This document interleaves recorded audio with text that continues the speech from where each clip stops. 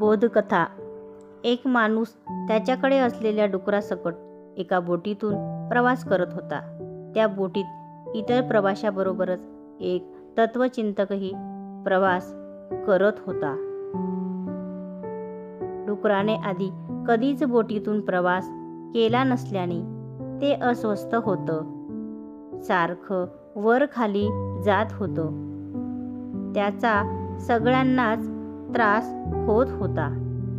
नावाड्याला भीती वाटत होती की या सगळ्या गोंधळामुळे बोट बुडेल की काय.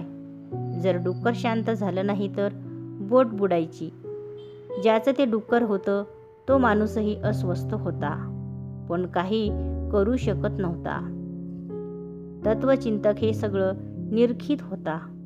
त्याने मदत करायचं ठरवलं. तो त्या माणसाला म्हणाला, तुमची परवानगी असेल तर मी या डुकराला एकदम गरीब मांजरीसारखं बनवू शकतो.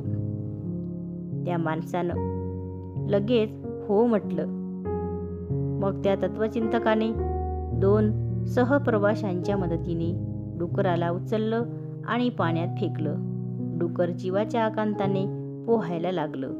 थोड्या वेळानं त्या तत्वचिंतकाने डुकराला पुन्हा बोटीत ओढून घेतलं. त्यानंतर ते डुक्कर अगदी शांत बोटीच्या एका कोपऱ्यात बसून राहिलं.